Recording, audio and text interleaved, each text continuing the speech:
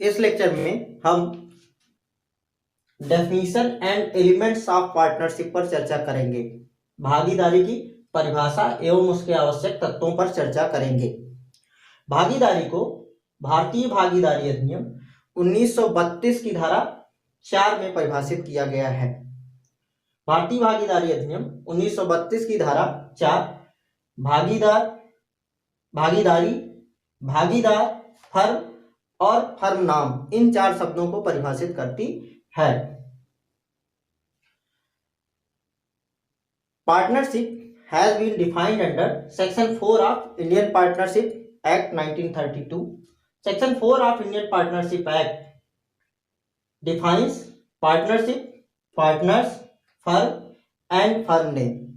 Section 4 of Indian Partnership Act says partnership is the relation between persons who have agreed to share the profits of a business carried on by all or any of them acting for all. It means if persons means more than one person. If 2 or more person agree that they will carry on a business and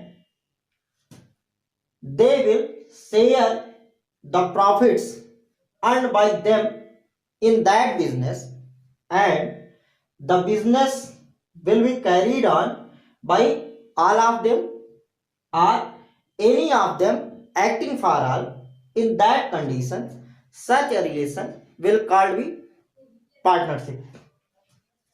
Hindi में कहें तो धारा 4 के अनुसार भागीदारी उन व्यक्तियों के मध्य का संबंध है जो किसी कारोबार के लाभ के अंशों का बंटवारा करने पर सहमत होते हैं। जो कारोबार उनमें से सभी के द्वारा या उनमें से किन्हीं के द्वारा या किसी के द्वारा उन सब की ओर से चलाया जाता है।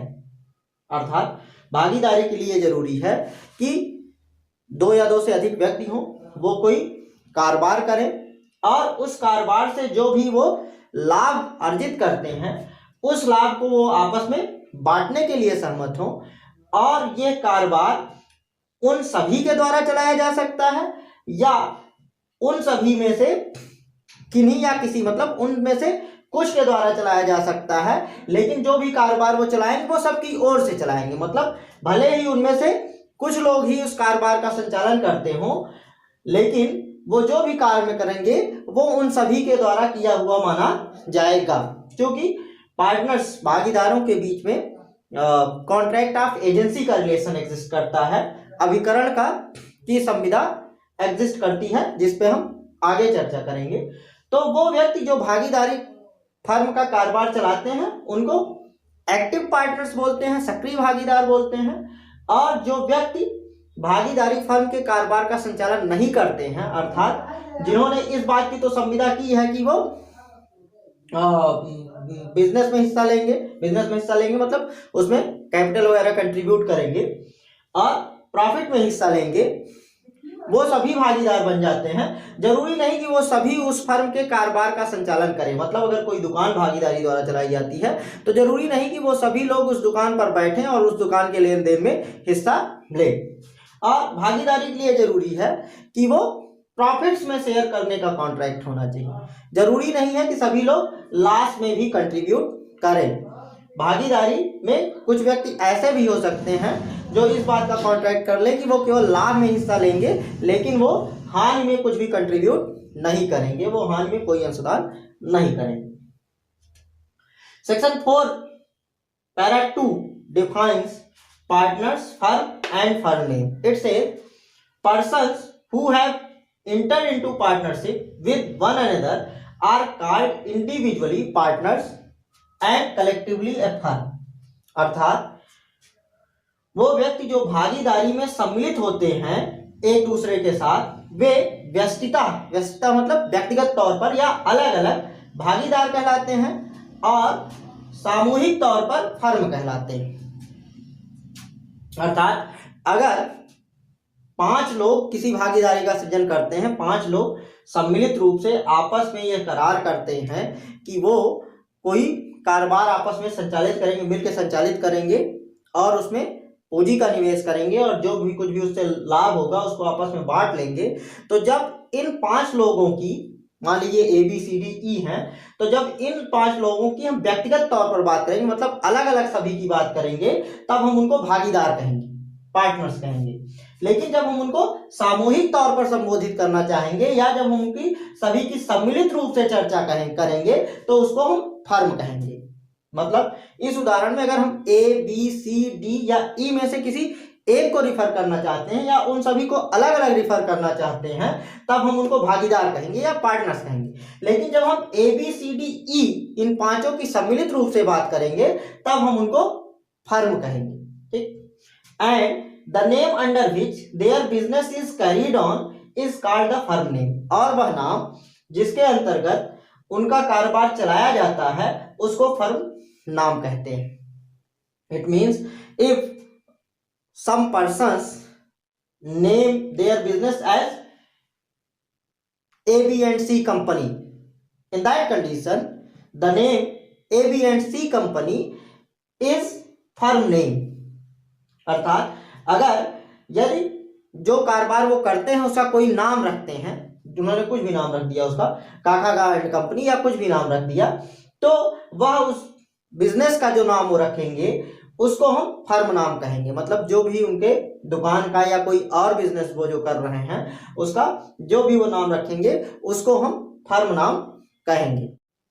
इंडियन पार्टनरशिप एक्ट 1932 के सेक्शन 4 में दी गई परिभाषा को अगर हम एनालाइज करें तो पार्टनरशिप के एलिमेंट्स निकल के आते हैं जो इस प्रकार है। पहला एलिमेंट पार्टनरशिप का है पर्सन्स। सेक्शन 4 ये कहता है partnership is relation between persons, अर्थात यहाँ पे पर्सन शब्द प्लूरल में है, तो पार्टनरशिप के लिए आवश्यक है कि जो व्यक्ति भागीदारी का निर्माण कर रहे हैं उनकी संख्या 2 या 2 से अधिक होनी चाहिए, मिनिमम 2 पर्सन्स होने चाहिए। और ये व्यक्ति जो पार्टनरशिप का निर्माण कर रहे हैं ये नेचुरल भी हो सकते हैं, लीगल पर्सन भी हो सकते हैं। हमारी आपकी तरह नेचुरल पर्सन्स भी हो सकते हैं या कोई कंपनी वगैरह विधिक व्यक्ति भी हो सकते हैं। पार्टनरशिप भले ही वो रजिस्टर्ड हो लेकिन वो पर्सन नहीं होती, लीगल पर्सन नहीं होती है, इसलिए कोई पार्टनरशिप नई पार्टनरशिप फॉर्म नहीं कर सकती। साथ ही साथ एक हिंदू ज्वाइंट फैमिली एक लीगल पर्सन नहीं होती है, इसलिए Hindu joint family partnership constitute नहीं कर सकती। अगर हिंदू ज्वाइंट फैमिली के मेंबर्स किसी पार्टनरशिप का निर्माण करते हैं तो वे इंडिविजुअल तौर पर, व्यक्तिगत तौर पर फर्म के भागीदार माने जाएंगे। वो हिंदू ज्वाइंट फैमिली, संयुक्त हिंदू परिवार फर्म, किसी पार्टनरशिप फर्म का मेंबर या पार्टनर नहीं माना जाएगा।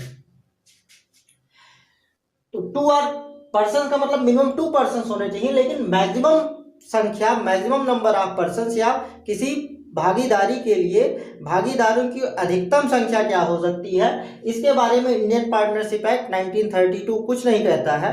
इसके बारे में प्रावधान कंपनीज एक्ट 2013 के सेक्शन 464 में दिया गया है, जो केंद्र सरकार को यह शक्ति देता है कि वो किसी भागीदारी में सम्मिलित होने वाले अधिकतम व्यक्तियों की संख्या को सुनिश्चित कर सकती है, लेकिन यह संख्या 100 से अधिक नहीं हो सकती है। तो सेक्शन 464 में दी गई अपनी शक्ति का प्रयोग करते हुए जो संख्या सेंट्रल गवर्नमेंट ने निर्धारित की है वो है 50 पर्सन्स मैक्सिमम। मतलब अभी वर्तमान समय में किसी भागीदारी में अधिकतम भागीदारों की संख्या 50 हो सकती है। और ये प्रावधान है कहाँ पे, ये कंपनीज मिसलेनियस रूल्स 2014 के रूल 4 में दिया गया है। If we analyze section 4 of Indian Partnership Act 1934, we may discard these elements of partnership. First element of partnership is persons. For the creation of a partnership, minimum number of persons required is 2 persons. The word persons is in plural. It means for the creation of a partnership, the minimum number which is required is 2. These persons may be natural persons as well as legal persons. A partnership firm is not a legal person, therefore it cannot form a partnership. In like manner, Hindu joint family is not a legal person, therefore a Hindu joint family cannot enter into a partnership. If the members of a Hindu joint family enter into partnership, they will be partners in a firm on their individual basis. The Hindu joint family shall not be the partner of that firm.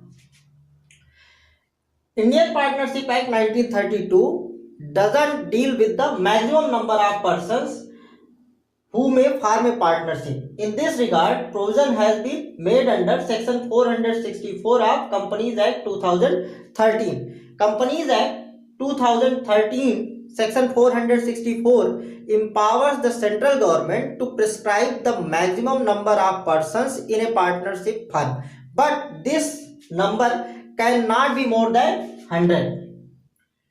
In Companies Miscellaneous Rules 2014, under Rule 10, central government has prescribed this number up to 50 maximum. As of now, at present, the maximum persons who may form a partnership is 50.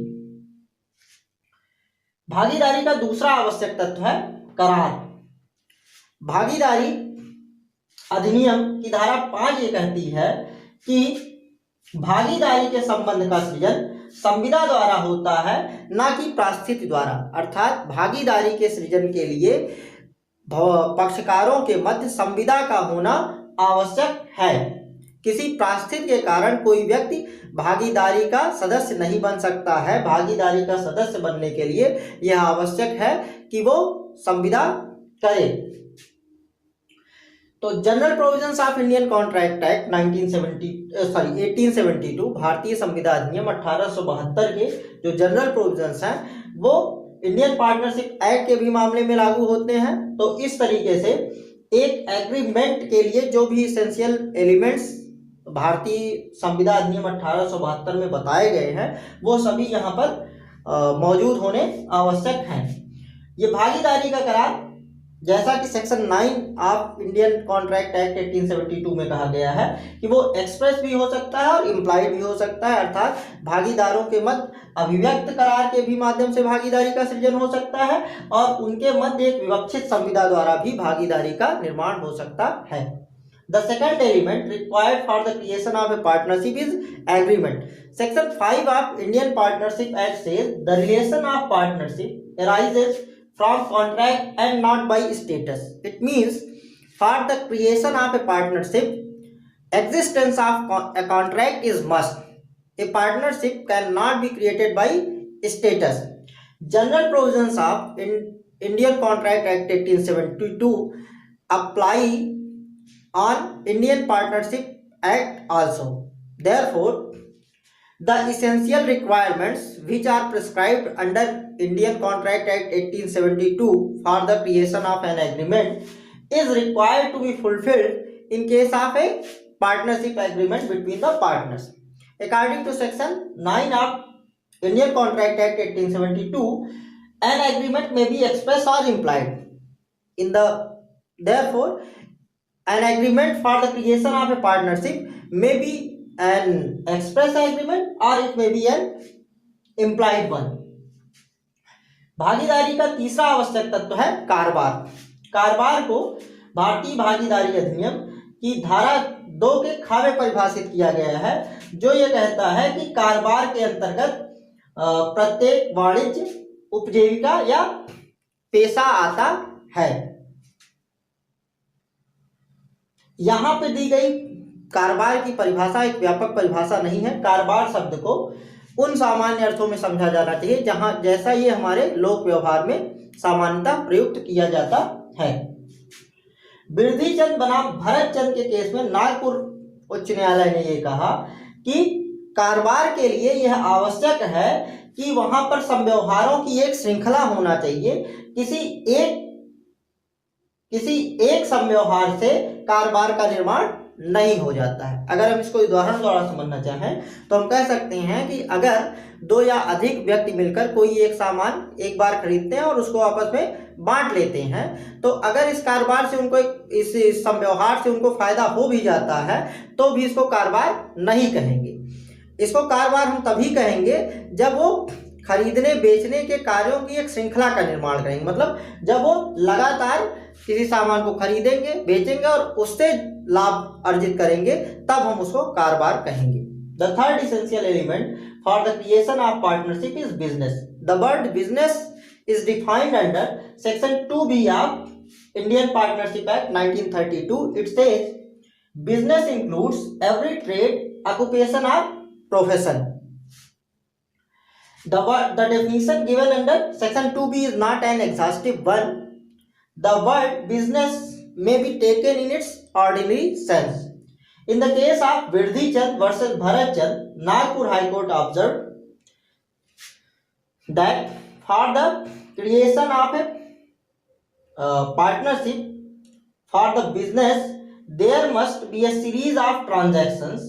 Only a single transaction may not be termed as a business if two or more persons engage in a single transaction and by means of that transaction they earn some benefit or profit. It can't be called as a partner. It can't be called as a business. For the creation of a business, it is required that there should be a repeated activity of transactions. If we take an example, we may say that if two or more persons buy some goods and divide it between them, by this transaction they may earn some profit, but this transaction can't be called as a business. It will be called as a business only when the activity of sale and purchase is performed in a regular manner, so that it may create a series of sale and purchase. Only in that condition it will be regarded as a business. भागीदारी का चौथा आवश्यक है लाभ में हिस्सा। भागीदारी के लिए आवश्यक है कि फर्म के कारोबार से जो लाभ प्राप्त हो रहा है उस लाभ का बंटवारा सभी भागीदारों के मध्य होना चाहिए। यहाँ पर केवल लाभ में बंटवारा शब्द प्रयोग किया गया है। भारतीय भागीदारी अधिनियम 1932 हानि में बंटवारे को भागीदारी के निर्माण के लिए एक आवश्यक तत्व के रूप में वर्णित नहीं करती है। अर्थात भागीदारी में ऐसा हो सकता है कि कुछ भागीदार केवल लाभ में ही हिस्सा प्राप्त करें, वे हानि के लिए जिम्मेदार नहीं हो सकते हैं, लेकिन लाभ में हिस्सा प्राप्त करना भागीदारी के सृजन के लिए एक आवश्यक तत्व है। और भागीदारी के सृजन के लिए यह भी आवश्यक नहीं है कि सभी भागीदार लाभ में बराबर हिस्सा ही प्राप्त करें। वे आपस में संविदा के माध्यम से ये तय कर सकते हैं जिसके अनुसार प्रत्येक भागीदार का हिस्सा निश्चित हो सकता है और ये हिस्सा अलग अलग भी हो सकता है। जरूरी नहीं है कि सब बराबर बराबर हिस्सा ही प्राप्त करें, सब असमान हिस्सा भी प्राप्त कर सकते हैं। और यह भी जरूरी नहीं है कि सभी भागीदार हानि में भी बंटवारा करें।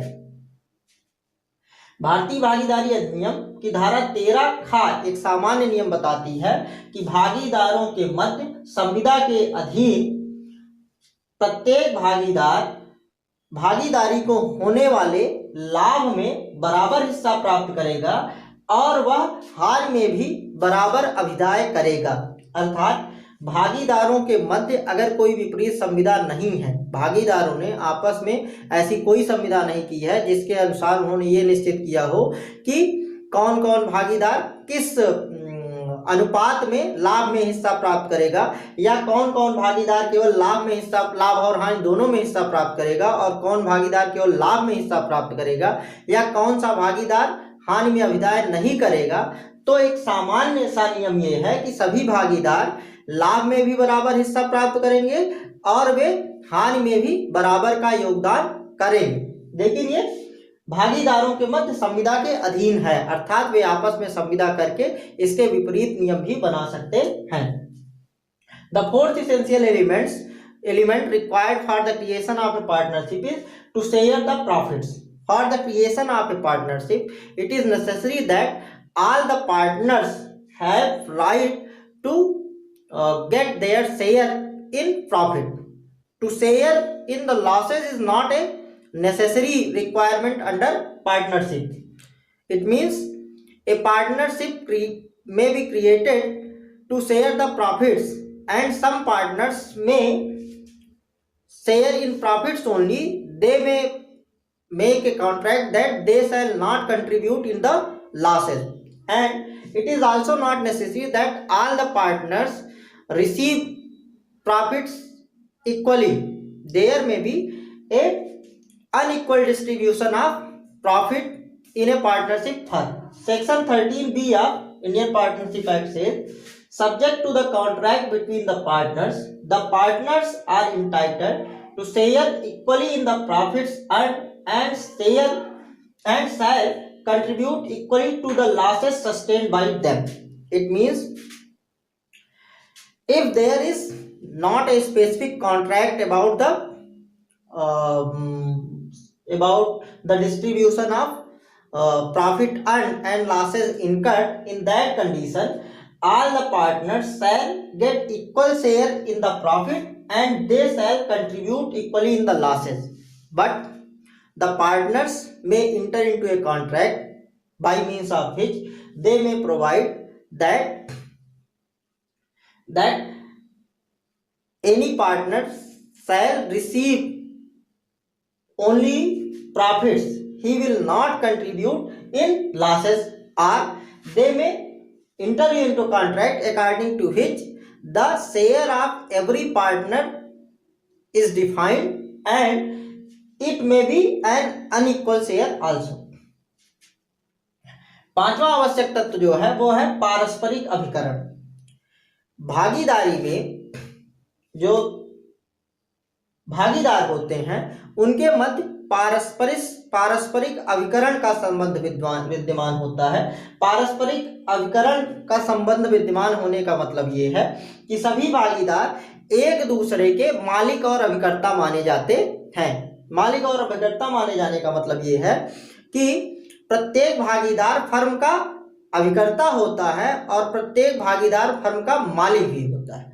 इसलिए अगर कोई भागीदार कोई काम करता है तो वो फर्म के अभिकर्ता की हैसियत में करता है, इसलिए उसके द्वारा किए गए कार्य से सभी भागीदार आबद्ध होते हैं। और दूसरी तरफ कोई किसी अन्य भागीदार द्वारा किए गए कार्यभार के लिए वो भागीदार भी बाध्य होता है। For the creation of a partnership, mutual agency is also a necessary element. The term mutual agency means all the partners are deemed as agent and principal of a firm. All the partners are both agent and principal of the firm. On the basis of principle of agency, the act done by any of the partners binds the other partners and firm also, and a partner is bound by the act done by the firm or by other partners of the firm. तो इस प्रकार भागीदारी के आवश्यक तत्व एवं उसकी परिभाषा पर हमारी चर्चा पूरी हुई।